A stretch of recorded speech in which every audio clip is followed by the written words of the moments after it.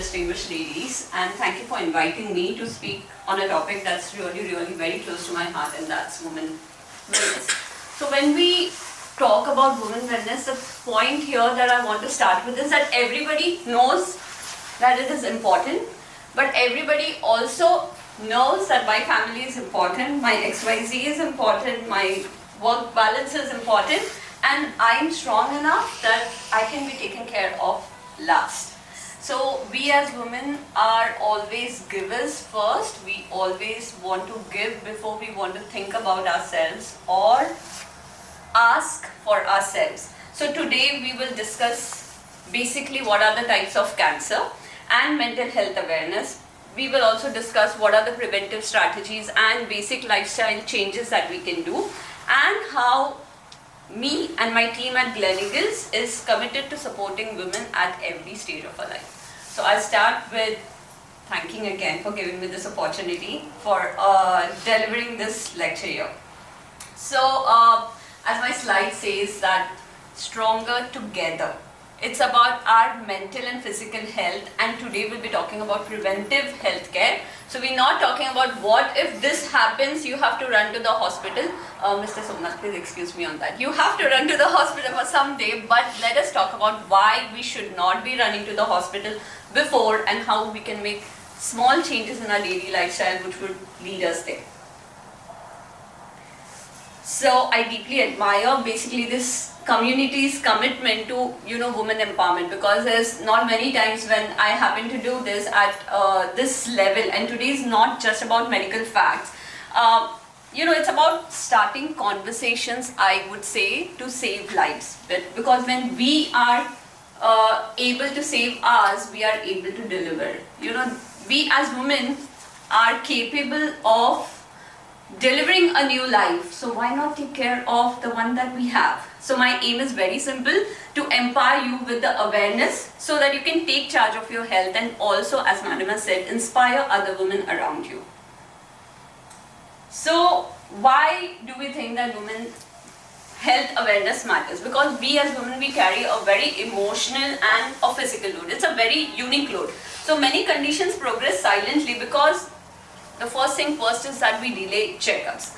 So we often prioritize family over ourselves, and also because what are the challenges for us? Right from the day that we are born, at birth, then we have puberty, we do not know what's happening in our body, and when we are able to understand that, we are already pregnant, and then we're going through a lot of hormonal challenges, and when we are just out of that phase where, oh, I've just finished breastfeeding, we are right at that perimenopause, where nobody even tells us that perimenopause exists. And for the matter of fact, perimenopause exists almost 8 to 10 years before you hit your menopause. So you see the transition that is there. That's the time that God has given us to make changes in our body. But if we are not aware of it, what do we do with that period? So, and then there comes menopause. There's a double burden, because obviously, as I said before, there's family care, professional roles, where do I have time for myself? And plus the cultural expectations, so we have to manage everything, because you're a woman, you're supposed to do this, and more importantly, you're supposed to do this silently. That's the problem here, and that is exactly why mental health conditions remain undiagnosed, because we are brought up in a culture, the Asian culture, where we are supposed to do this. That is expected. This is not something extraordinary that we are doing. So what do we do then if this is not something extraordinary? Do we not talk for ourselves? So there's high responsibility, there's high stress, and that ends up in us often neglecting ourselves. So what happens when we don't take care? So there's late diagnosis. When it comes to late diagnosis, it could be diabetes, hypertension, or cancers, because there are worsening mental health conditions too. So what do we do when to not go that path? So we early detect, because early detection literally improves the survival dramatically. So the good news is that with awareness and timely screening, we can treat and prevent most conditions literally early. And healthy women who create healthy families and societies, those are we. We are not the people who are going to silently suffer. I'm not saying that we have to be a rebel. When I say don't silently suffer, it means prioritize your health. That is where I am coming for, because we are the ones who are going to create healthier families and the healthier societies. So let's talk about why are we here?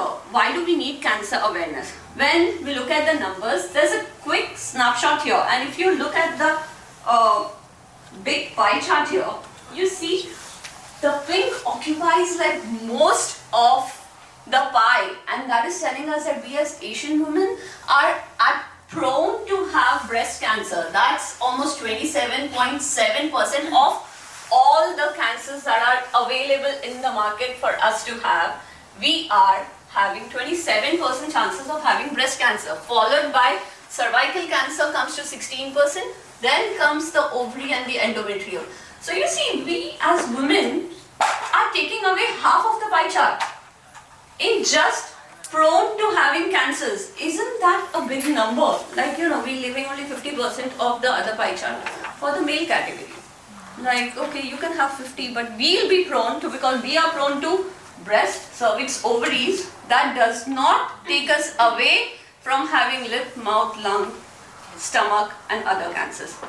So you understand where are we standing if we do not look at our health right now.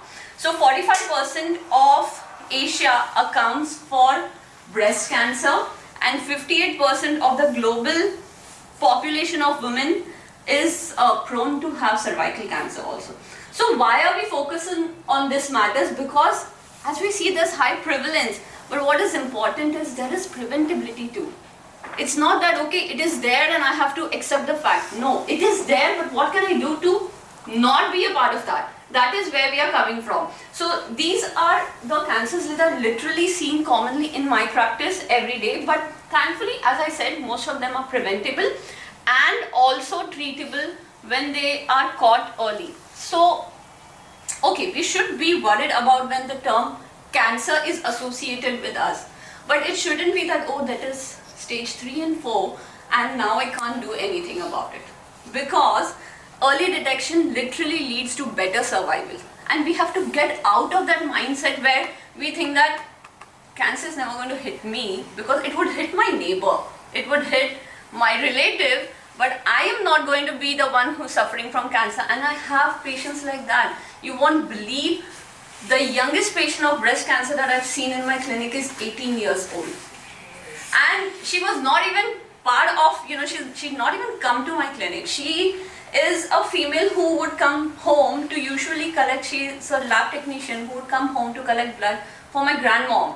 And one fine day I just asked her, how are you, Pooja? And then she's like, oh, you know, I'm great, but there's been this thing, I've been having some pain on and off for almost 4-5 months. So I'm like, okay, now that you're here, just let me have a look. So I look at that and it does not look good. And she's like, maybe it's some infection, I've been trying to take antibiotics, somebody gives antibiotics, gets better, pain comes back. So I'm like, let's do a sonography and see.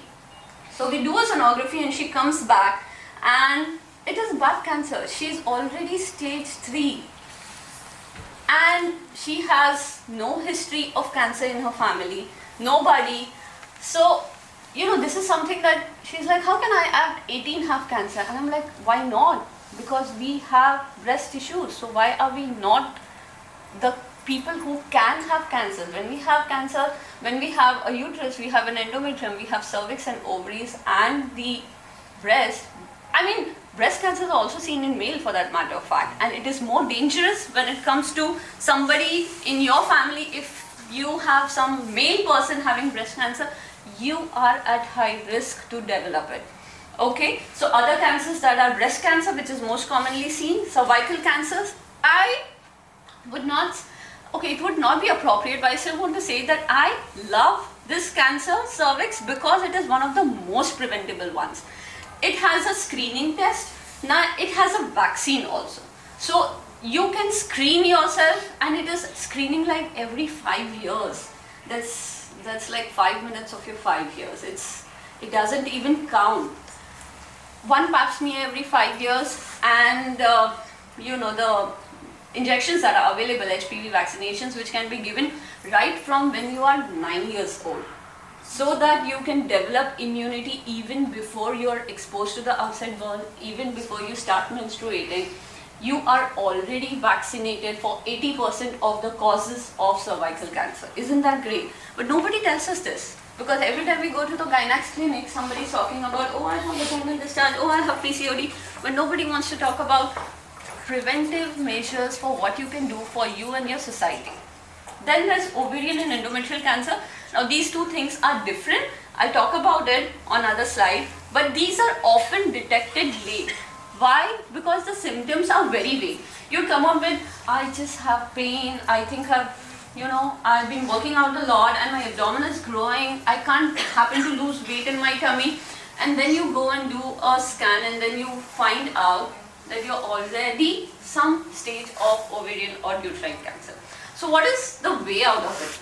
How do we not become that? It's just about doing a normal sonography every year.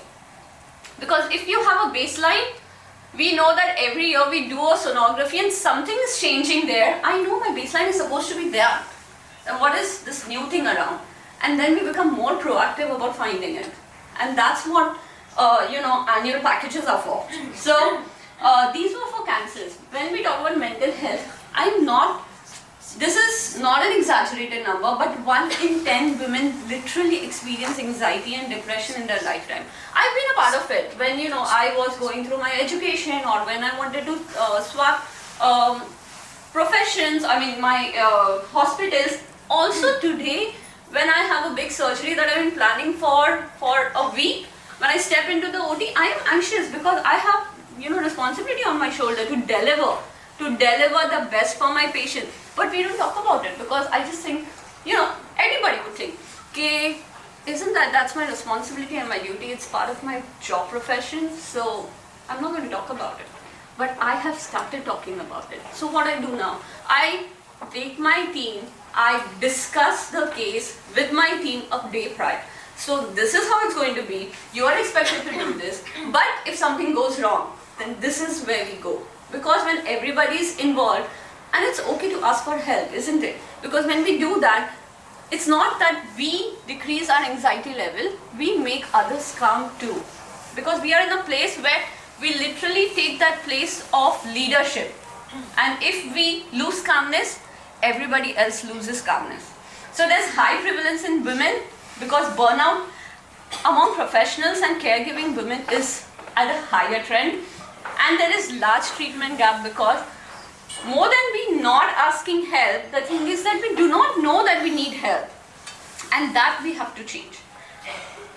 So coming to breast cancer, again we discussed this. It's the most common cancer in women. 1 in 8 may develop it. Risk factors, who are the people who are at risk? I would say every woman is at risk of developing breast cancer. Because we have it, we are at risk. But what are the high risk factors if you're above 40 years? That is one. If you have a family history of your immediate family, your mother, your sibling, or anybody in your family who's got breast cancer, or even for that matter ovarian cancer, you are at risk of developing breast cancer. If any male in your family has breast cancer, you are at higher risk of developing breast cancer. If you're obese, now what happens with obesity? Why is it important? Because there's a lot of fat tissue. And what is our breast tissue made of? Fat. So that is why we get prone. And then if we have a sedentary lifestyle, so how we talk about smoking and ovarian cancer, that's the same about alcohol and breast cancer. That is how it's related. So, you go binge on alcohol, your cancer cells are like, okay, fine, that's a fuel to me, I would go up to. So think about it. What are the symptoms that we should look for? If there's a new lump, if there is skin dimpling that you see, if there's a discharge from the nipple, or there's a sudden change in shape and size of your breast. So now what I want to, for you guys, that's in my next slide. So we know when it comes to breast cancer, the first thing that everybody knows is mammography. So yes, mammography saves lives and it detects cancers even before the lump is felt. But what are we supposed to do? Like every second day we cannot be going and getting mammography and exposing ourselves to the radiation. So what do? We do a monthly breast examination. And how do we do that? So people who are menstruating from day 7 to day 12 of your menstrual cycle, now day 1 being the day that you start bleeding. Okay, so day 7 to day 12, you would pick up on one of the days where you do your self breast examination. You look for lumps, you look if there's a change in the tissue level, nipples inverted, if you have any discharges, and so. People who are not menstruating, it doesn't expel you out of the list. So pick up one day of the month, 7th of the month, 10th of the month, first Sunday of the month, anything that suits you, and do your self breast examination. This should be done by you. Maintain a record in a small book that this day I found this, or I didn't find this, or this is how it is, so that you always have a baseline to go back to. And then annually you should do a clinical breast examination, which is done by a gynecologist in the hospital, to see something if you've not missed. And clinical examination should begin annually every year at the age of 30. How many of you have ever gone through a clinical breast examination? I'm proud of you. You too. So it's never too late, because we were not aware. But now that we are, we'll pick it up. It's not only for you, it's for your sister too. It's for anybody, your neighbor. Pick them up, go in a group. That's how. Then when it comes to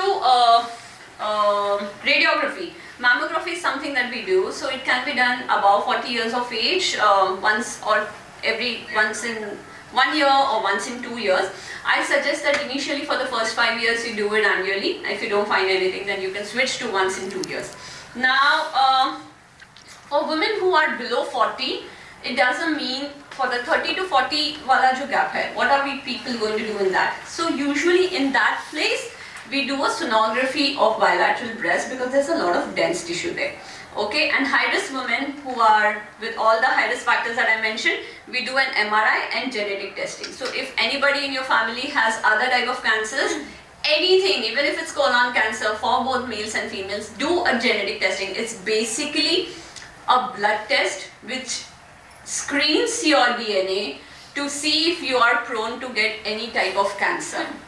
Okay, and if it is so, then we can look into it and make sure that we take measures for us to not have it.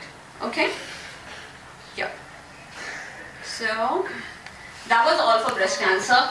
Cervical cancer, as I said, 100% preventable. It is the only cancer which is almost completely preventable. So vaccination and regular screenings are powerful tools, and I really think that every woman should get yourself tested regardless of you have symptoms or not. And most of the time, cervical cancer is caused by HPV. So HPV is a virus. 70 to 80% of the time, this one is the culprit for giving you cervical cancer.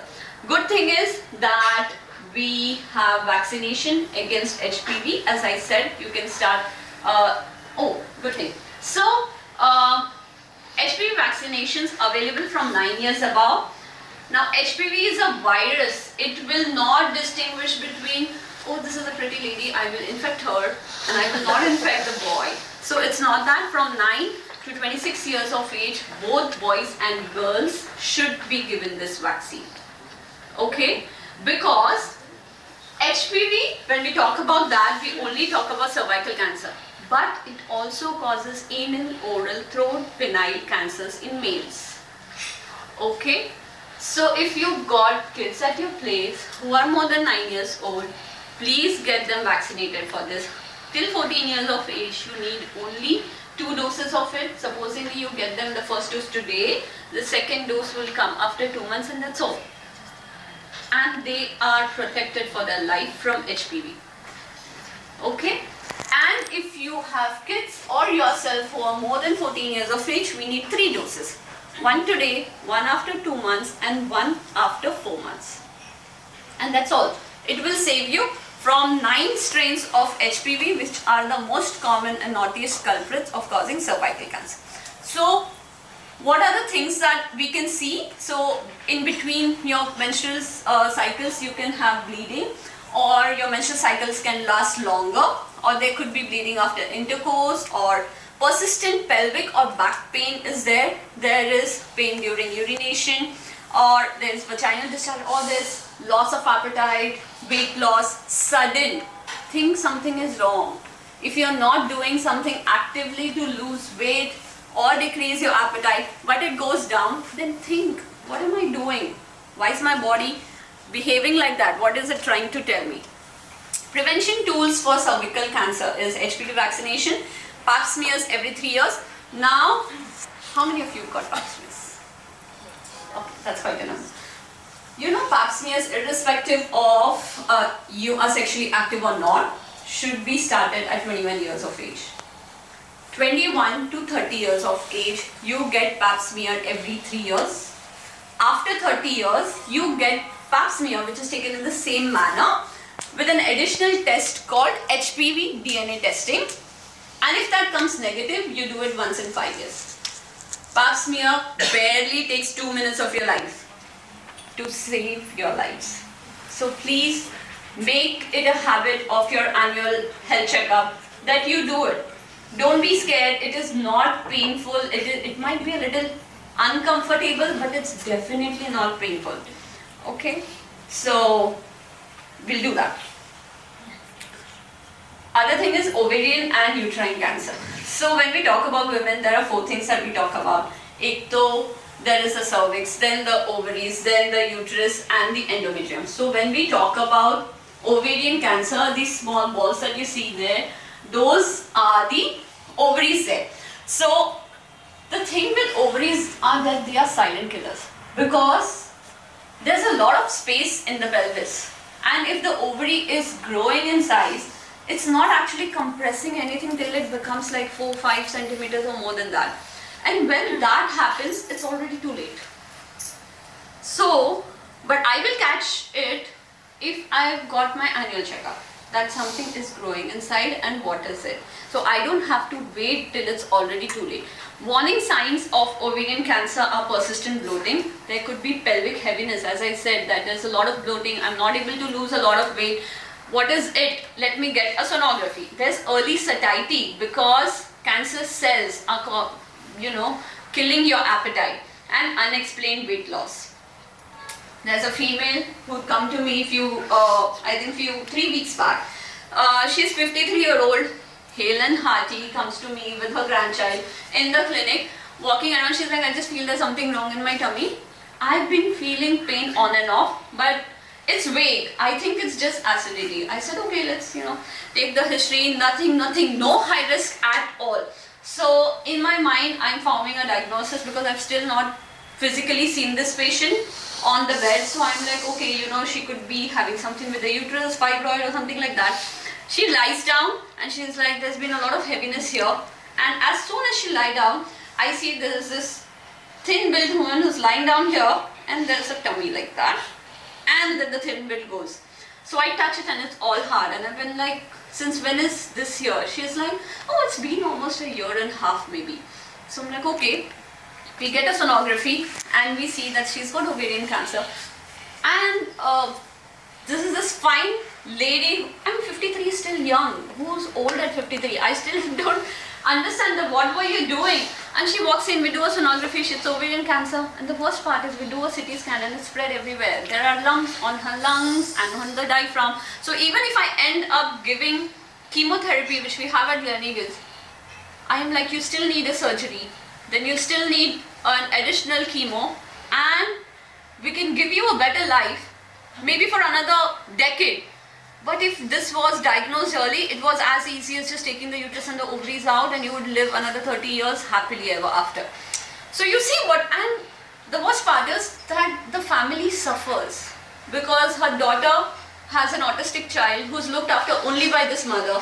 But now the daughter has to look after the child and the mother because after chemo she is tired.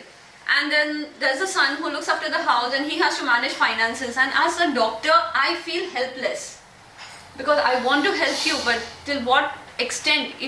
That is why I say that ask for help. Don't think that we are God, that we can take care of everything. God has given us a beautiful body, we should respect it.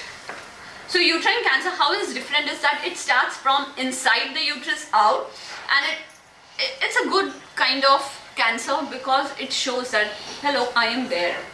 Okay, it will usually show as abnormal bleeding, and any one of you is post-menopause, and if you ever got a drop of blood after menopause, it is never normal. Post-menopausal bleeding, spotting, anything is never normal. What is post-menopause? If you've not got your menses for 1 year and suddenly there is something coming out, hit the road to the hospital. It is never normal. Okay, even if your scans show nothing, it's always advisable to get rid of that uterus. Okay, so yeah, any bleeding after menopause should be evaluated immediately. Please take that home. So we've spoken about the most common cancers. Now what is it that we should do to reduce the risk of cancer? The first thing that I've written is nutrient based diet. Your medicine starts at home. If you want to fry food, if you want to, nurture your dining table more than the body that we have, then we are hitting the wrong road. So nutrient dense diet is important. Weekly exercising is important. Now most of us at 40, we are like, I walk around a lot in the hospital, I walk around a lot in the office, I walk from home to the bus stop and maybe to the taxi station, and that's walk for me. That's not walk for you. Walking is not an exercise. Please know that. We are using only these two muscles to walk. We have a lot of muscles in our body. Our body needs exercise. Weight training exercises, body weight training exercises, something that you should do. I mean, cardiac health is important, but it's not the only muscle that is supporting your body.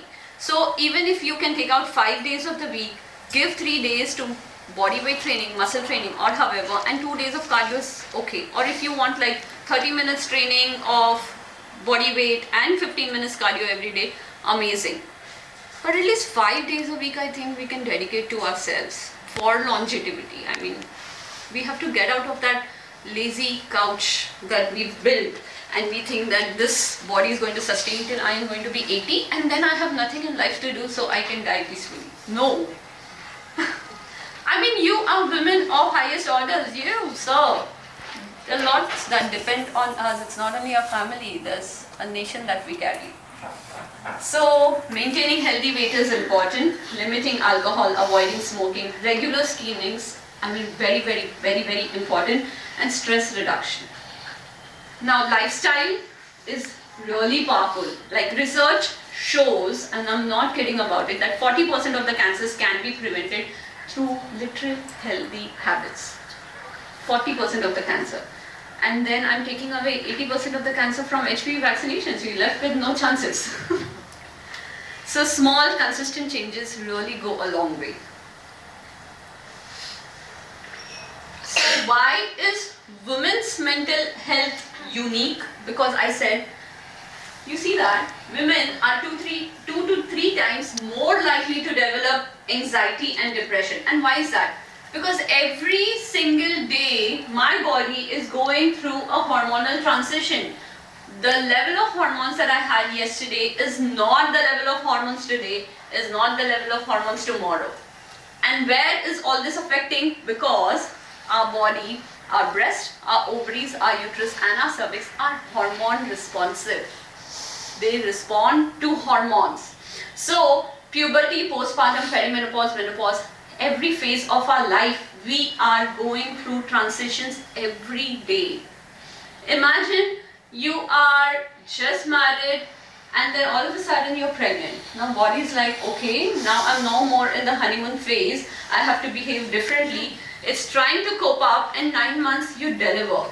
And now the body is like, okay, so now I don't have to do this. Now I have to do this for the baby. And when you are in that lactation phase, the baby is growing up, and then your body is like, okay, am I pregnant again? So you understand what are we doing? I'm not saying it's about the choices that we make. It's about that we have to understand that we carry a very complex hormonal system inside. So obviously there's emotional multitasking because we relate to everything everybody is going through. You are sad, I am sad. You're happy, I'm happy. Somebody at my workplace is going through a lot. I would go home and talk to my husband about it. You know what happened? Because I am carrying the emotions everywhere. There is societal pressures and expectation. So as I said, mental health is deeply connected to hormonal and biological factors, and we as women experience distinct transitions that affect our mood, our sleep, our emotional equilibrium, and we must acknowledge this openly. So what do? It's okay to have a bad day.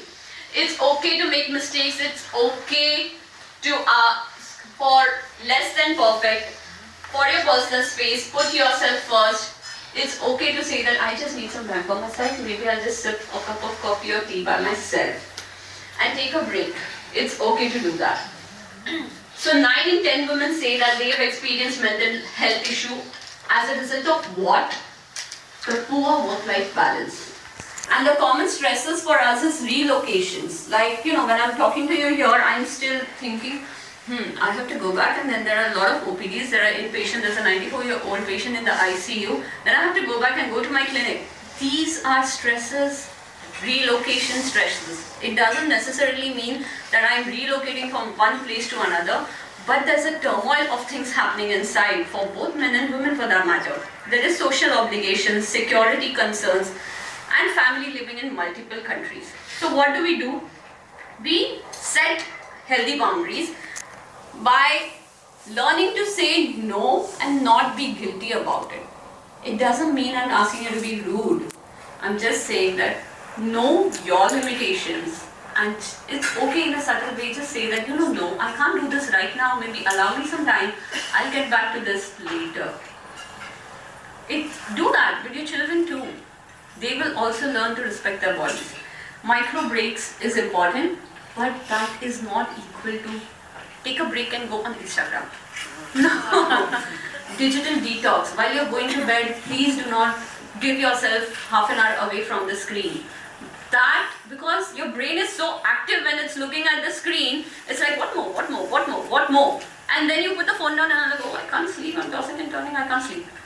Because you're not singing a lullaby to your brain, you're actually making it like, oh, get up. We have so many information to take in. So don't do that. Digital detox, important. Mind-body practices, yoga, deep breathing, meditation, prayers help a lot. Build a support network with your friends, peers, professionals. We are social animals. When we as humans are social animals, I don't mean that socially go out, drinking, smoking, picnic. No. We are social animals in the sense that we need each other to do things. I'm a social animal. I need my doodh wala bhaiya to deliver milk to me. Because without him, what would I do? I want somebody to deliver, Instamart to me, or I want somebody in the hospital like my sisters who I need to look after the patients. So I can't be like I am my own world and I need the society. So please understand that a support network is important. So when I say about understanding stress and burnout, a lot of women, we work on autopilot mode because burnout doesn't happen overnight. It is silently building. So recognizing the early signs is crucial because emotional labor is often invisible. So what are the things that we would look at? If I'm falling sick too often, I'm getting tired. I get up in the morning in 2 hours, I'm like, when is the day going to end? I'm fatigued, my brain can't function, my body is dull. Those are signs. I'm getting irritated on everything. Why did you say that? Why did you do that? Why did you do that? Why can't you understand this simple thing? I go get my eyes checked and I put a glass on. Then that's not something the society is worried about. But if I go to a psychiatrist or a psychologist and talk something about that's bothering my mind, why is the society, judging me over it? You should get rid of this. The society is there to help you. It's only in our mind where we create blocks. So if you have loss of interest, if there's persistent sadness, if somebody's got pregnant but I am not happy because I didn't get pregnant, there is something wrong here. So constant worry, appetite, sleep changes. What do? We build a society because stress can lead to unhealthy habits, overeating, physical inactivity, smoking, drinking. So healthy ways to cope with stresses: ask for help, counseling, therapy, medication. If it's needed, it's needed. It's not going to last for long. Support system. Build a support system. Don't think that I am a 100 TB RAM and I can store everything inside. You have to let it out. Okay? There are depression coping statements or affirmations that you can do every day. Help yourself with it. When this perimenopause, I'd like to throw, I'll just be done quick if I'm running too late. Perimenopause affects every woman differently. So it's not that my mother didn't have any perimenopausal symptoms, so I am vaccinated against it also. No. Every woman's period is different, every woman's menopause is different, every woman's perimenopause is different. The emotional and cognitive symptoms that happens in perimenopause are real, but they are also treatable. So there's no need to silently struggle through it. Okay? What is the problematic thing here? That there is fluctuating estrogen, body saying bye bye to estrogen. So we are dependent on estrogen from the time we are born, and all of a sudden estrogen does not want to be our best friend now. So there is mood shifts, there is anxiety, irritability, brain fog. We sometimes just go somewhere and you're like, okay, why did I come here for? Does that happen to someone of you? It happened to me, I think 2 weeks back, and I really got scared. And then I started taking some supplements for brain health, but I'm in a better position. Maybe I was just too tired, but then it's, see, the point I'm trying to tell you here is, although I'm aware of everything, I can still ignore it. If somebody who isn't aware of it, how do you even address it? So that is why it's important for you to know that, you know, and any which ways, when you have any of these symptoms, address it, because healing takes time and asking for help is a courageous step. It's something that you should do. Solutions, again, lifestyle changes. I mean, it is the foremost thing. Literally, if you are in a healthy body, in your perimenopause, your menopause would not trouble you. I am writing it and giving it to you. I run a menopause clinic in Gleneagles, so I know what we do, how we hit changes. Then there are something called hormone replacement therapy, where we put the women on some low dose of estrogen and progesterone. Now these are usually short term, don't be scared. Initially when we had hormone replacement therapy, the thing was that we used to put in a lot of estrogen, which would put the women at risk for ovarian or breast cancer. But things have changed. Medicine has advanced. We use micro dosage of these hormones, which really do not burn out your body but help you keep sane. So this controls symptoms during the menopause transitions, and there are long-term benefits, like it keeps your bones healthy, it reduces the risk of osteoporosis, reduces the risk of having heart diseases, but this is mostly to be given for women who are in the first 5-6 years of their menopause transition, because then it helps, and it really helps you with your brain fog, and risk of bowel cancer is reduced. Now, sometimes people who have migraine issues or already have blood issues can have problems with HRT, but with the newer medicines it's not really seen much. So after 60, I really do not advise hormone replacement therapy. There is a small increase, as I said, with large doses of HRT, but with today's micro doses, we do not see ovarian breast cancer as much. So supplements and mind-body practices. You are allowed to take your time to grow in your own beautiful way. Don't feel that perimenopause is equal to menopause and then my life is done. No, we are just starting. Okay. Another thing, 2 slides on this, sexual health in women and why it matters, because it's an essential component of our overall well-being. I mean, the thing is, sexual health is vital, but it's almost always overlooked. So many women would, silently suffer from things like there's dryness, there's low desire, there's discomfort during intimacy. But what we are told as an Asian community is that this is normal after a certain age. And why would that be? I don't understand. because these are treatable medical conditions. These are medical conditions, we have to understand that. Addressing sexual health improves our confidence, it improves our relationships, and it overall improves mental and physical well-being. So, physical, hormonal, emotional, and lifestyle factors all play a role in this, and open conversation can lead to early diagnosis. But how are we going to treat it?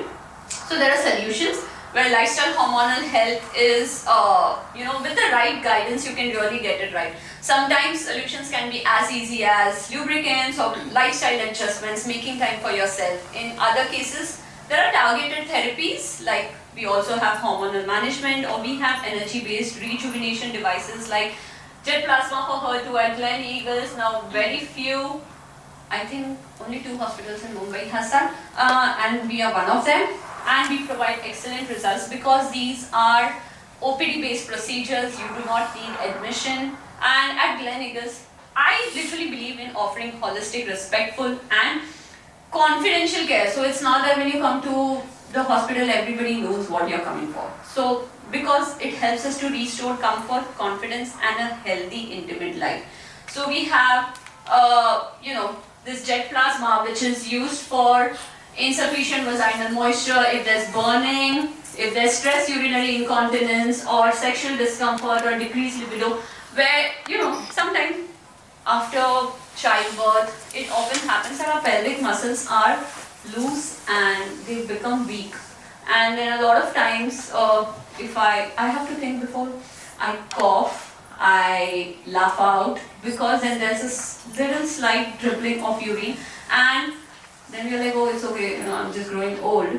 But then slowly it advances, and then we think about, I can't travel a lot, I have to think about if there's a loo in between, because then my social lifestyle is hampered. I don't want to go out because I think that there's always a subtle smell of urine around. Now all of these previously would be taken care of only by surgery, but if we catch this at initial stages, it's an OPD based procedure, and it's done. You do not even require anesthesia for it. It's a 30 minutes thing. You come to the OPD, get yourself therapies, and then initially it's once in 10 days, and if you're better, it's once in 7 days, and once in 14 days, and I think after 4 or 6 therapies, you're good to go. My patients have come back after second settings and told me that their symptoms have got better. So some things that we are not aware of that is available in the market, we have to know for us, because it's not that medicine is advancing only for the heart and the lungs and our brain. Every part of our body is involved. There is advancement everywhere. So, practical wellness tool. These are small tools, but they create big shifts in mental health. And in my practice, I see how empowering the simple habits be. Breathing exercise. When was the last time anybody of you just sat down and took 2 deep breaths and looked at yourself? No. No. Yeah. 10-minute mindfulness. I would think sometimes when I'm running busy, I'm like, okay, when my driver is driving, I'm going to use that 10 minutes too. But that doesn't happen because there's a bump and there are speed breakers and then I'm like, this is not how I want it. So it's okay. So this is a practice that I do. Usually when I go to my OPD, I take the first 10 minutes to set things right. I sit in my chair and I just breathe and make myself available for myself and my patients. I think we should do that. When we should just take those 10 minutes in the morning before you leave home or before you come to the office or when you come to the office to set you right. It's about just aligning yourself. Walking, reducing screen time, maintaining social connections, and prioritizing rest. These are important. So, building a healthy daily routine. Mediterranean style diet is basically, I wrote it on purpose is because avoid fried foods, avoid junk. So, strength training for bone health is important. High protein diet is necessary. 7-8 hours of sleep, regular hydration. If it's winter, we think that if I drink 200 ml of water, I'll have to pass 400 ml of urine. No. So please don't think that. Even if you are not Even if you are not thirsty, make sure you drink 3 bottles of water every day. These are for me. I will finish them 3 times. Replenish, drink. Your body needs it. Limit sugar, ultra processed food. Think of your lifestyle as your daily medicine, because what you do every day matters for more than occasional efforts. It is not Diwali and Dussehra once in a year for us. This is us every day. Yes. This is Christmas every day. So, annual health for women basically includes CBC, vitamin B12, thyroid, diabetes, cholesterol, kidney, livers, pap smears, mammogram. Bone density test is something that is available, which tells us how good or porous your bones are and what can we do to make it right, because when estrogen decreases, your bones become weak. Vaccinations which are available is for HPV and flu vaccines should be taken annually. Every year they come up with a new batch of flu vaccine. Flu vaccines basically they see that the population, what are they prone to in this year, and then they build antibodies against it. So decide a month of the year where you take the flu vaccines annually. So prevention should be a habit. Just like how we do our annual financial planning, annual health planning is equally important. Okay. So at Gleneagles, we believe, as I said, evidence-based, holistic, women-centric healthcare. So our emphasis is on comfort, safety, and world-class medical care. Gleneagles is now JCI accredited, meaning to say that we've brought global standards to our community here. So we have health services which are for women, obstetrics, during pregnancy, gynecology of any kind, even if you're trying to get pregnant, fertility. I am excellent at laparoscopy and robotic surgeries. There's a menopause clinic, if you do not know that. There is cosmetic gynecology clinic. Preventive wellness packages are also there. So it's not only about the physical health. For mental health, I've also arranged mental health services. There is a psychiatry and clinical psychology who is available. We do stress management clinics with our therapy and counselors. There is support for postpartum depression, or if you have menopause related mood concerns, perimenopause and all. Integrated care of linking physical and mental health is available at my department there. So it doesn't mean that today if I'm talking to 20 to 40 years of female, we have tailored packages for everybody. There are packages for adolescent females also. There are packages for executive women because we know what stress factors that they have. There is a comprehensive screening for cancer which includes mammography, pap smear, colposcopy. If at all somebody needs oncosurgery, chemotherapy, radiation, everything is available. This is always seen as a multidisciplinary approach. There is a tumor board. We have personalized treatment plans for mental health too. Ease of booking is right there. Phone, website, WhatsApp, call me. I am always there. There's customized group checkups also which we make available for diplomatic communities. Something about robotic and minimally invasive surgery that I want to say is because robotic surgery is transforming women's health. Now why is it important? Because it allows exceptional precision, quicker return to your normal life and minimal discomfort. I have discharged my hysterectomy patients in 24 hours. Patients have gone home, back on their feet, gone back to work on day 5. That is how quicker this is, because the precision is ultimate. And it's beneficial for women like us who cannot afford long downtime. You see this? How is it different? You see, those are my robotic arms. I'm sitting outside and working on the robot, and my robotic arms are inside. You see, I can literally do this with my instruments in. That is not possible with a laparoscope. I mean, I do give good results with laparoscope, but this is something that we have available. Not every hospital here has Da Vinci Xi. We are, having a Da Vinci Xi. It is faster recovery, smaller incisions, higher precision. I have done surgeries with blood loss as less as 5 mm.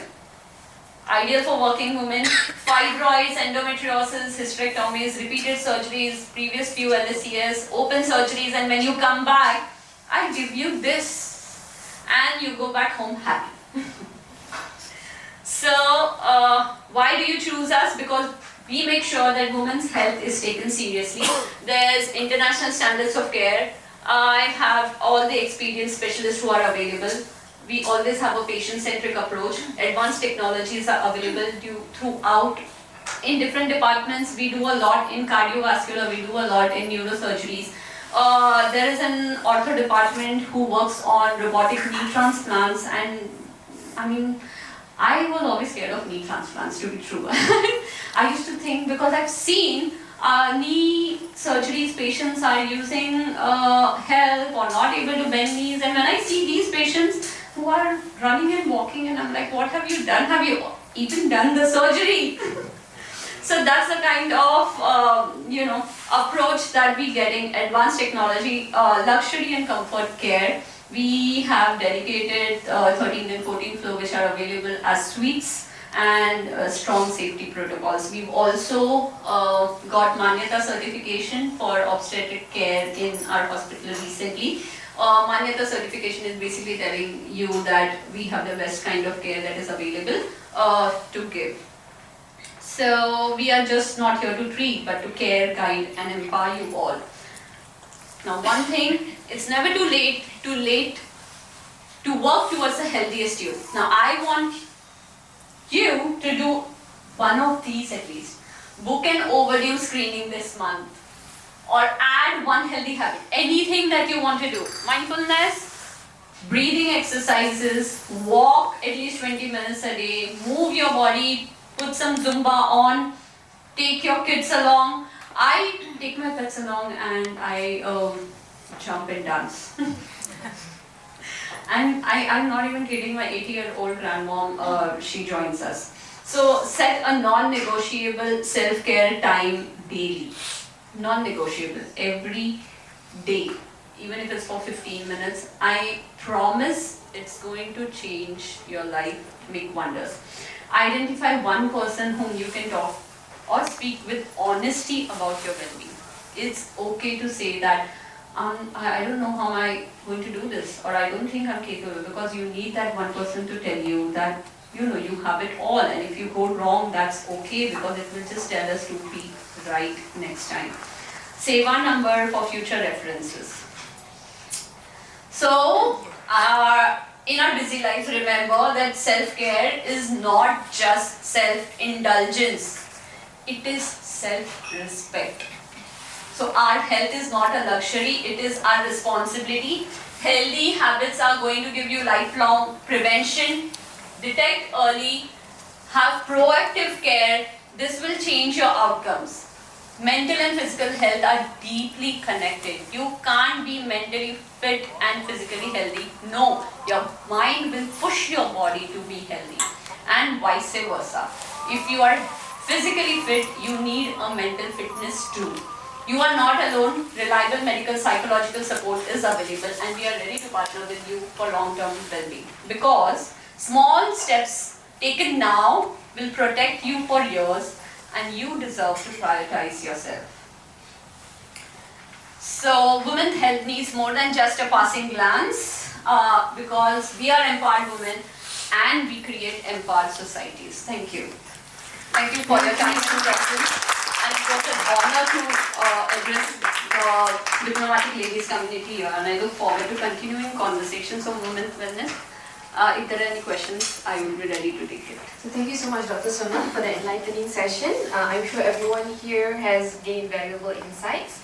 We will now open the floor for a short interactive Q&A session, if that is possible. Dr. Sonam, yes? Yeah, sure. Alright, if you have any question, yes, please raise your hand and we'll pass the microphone. See, when we consult the gynecologists, we always come to terms like all these jargons, fibroid, cysts, polyps.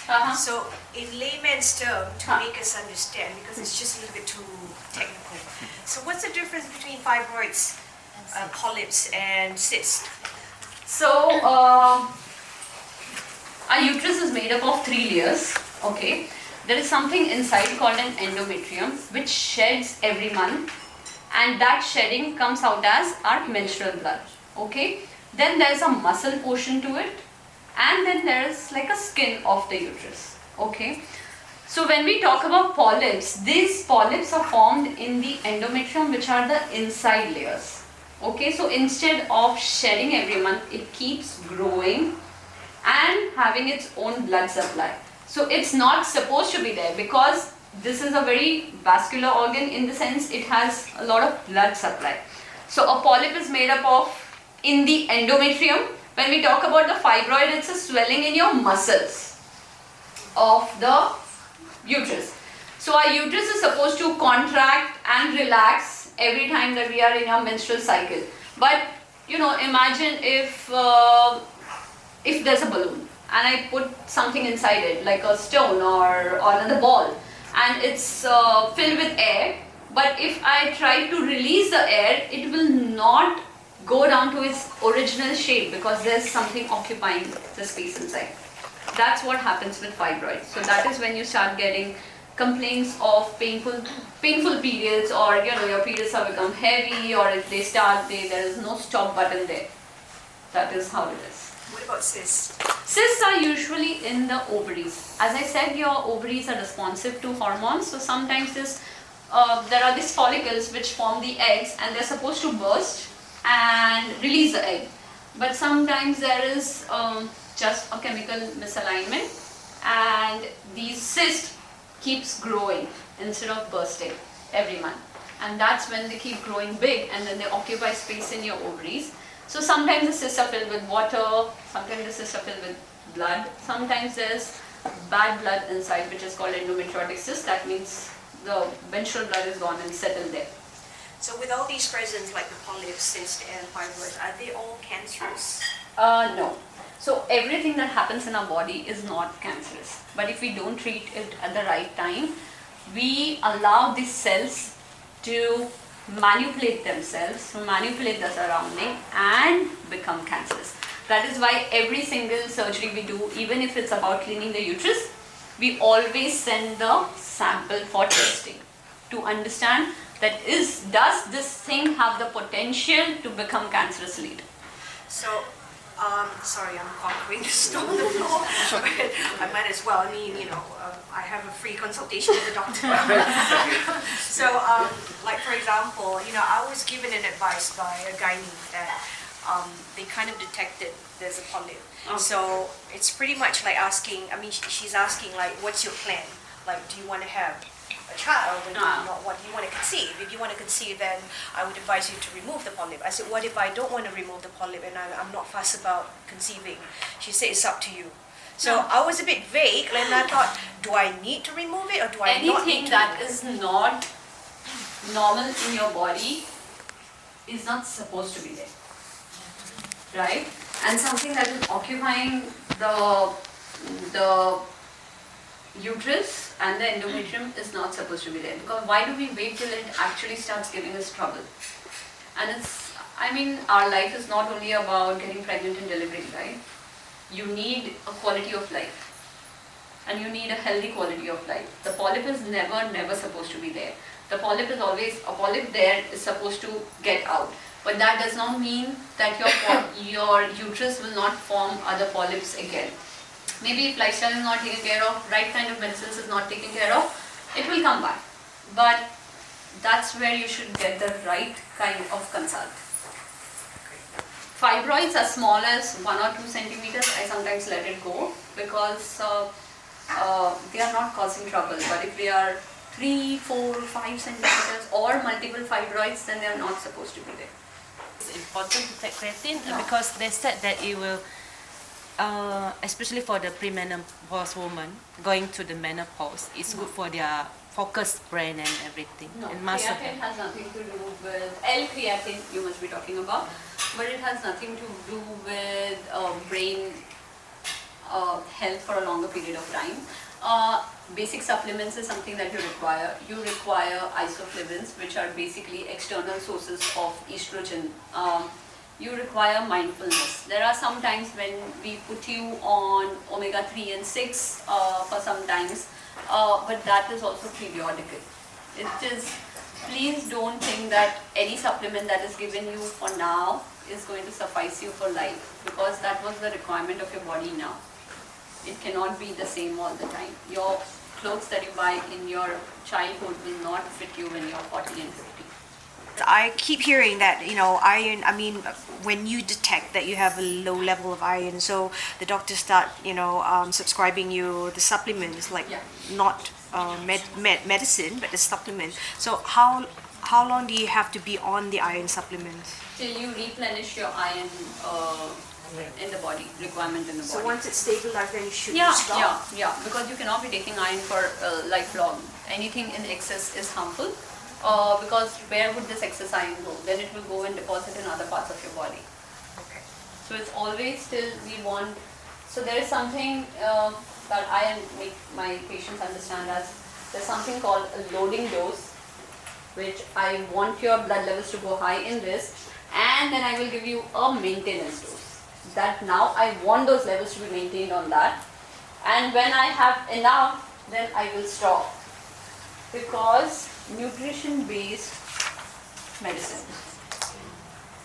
Will that be including like hypertension pill, those people who taking the hypertension pill? So when we are see, supplements and treatment are two different things. Supplements are supplements because they are not met by your diet every day.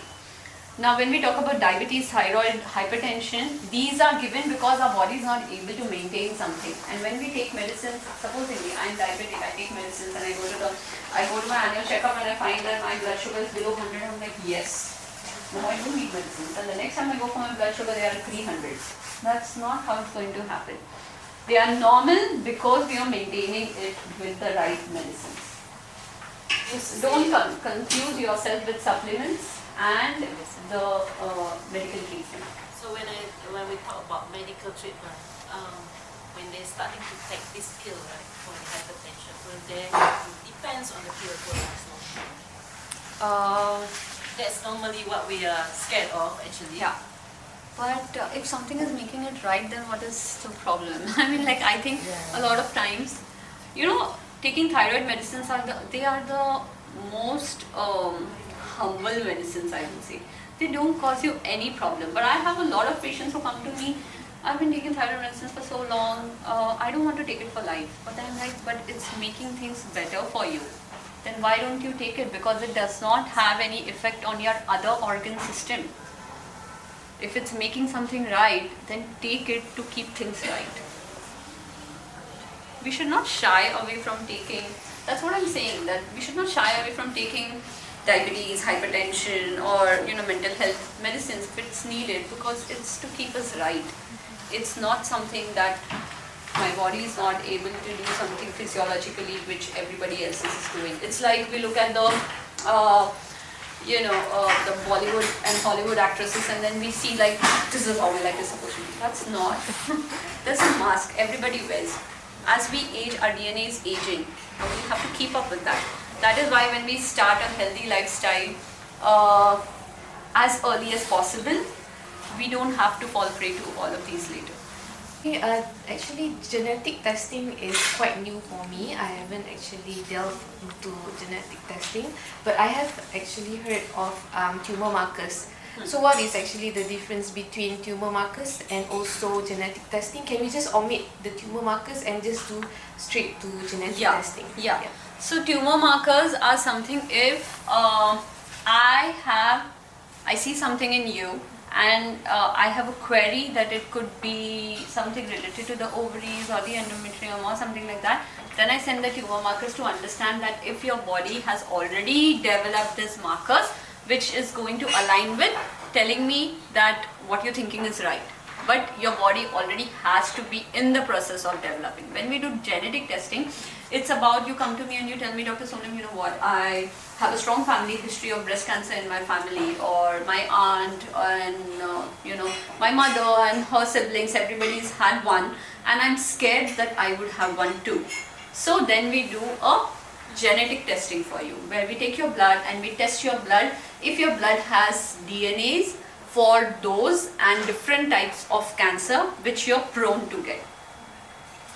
And then if we find out something in that, then we do empirical treatment towards it. Like, okay, you know what, madam, you are probable to get breast cancer 70% of the time. So then you're like, so what am I supposed to do, because chemotherapy cannot be done. So that is a time where we, instead of an annual mammogram, I tell you that do a biannual sonography so that we catch it earlier and we get rid of it earlier. Some women, if you know, they also do empirical mastectomy. If they have a strong history in their family and they know by genetic testing that they are going to be a part of that chain, they remove their breast even before they get it. So, this is something that and then you get implants or, however, it's not only about the breast, it's also about colon and stomach and lung cancers and all of that. So, we test you for everything. And then there's a genetic counselor who's available, so there's we see where are you standing mentally, what level of markers are present in your blood, and then we take it according to that. Like, not everybody of us goes and does a colonoscopy every year. But then there are patients whose family is prone to having GI cancers. Then what? And if we are not aware, we would not know.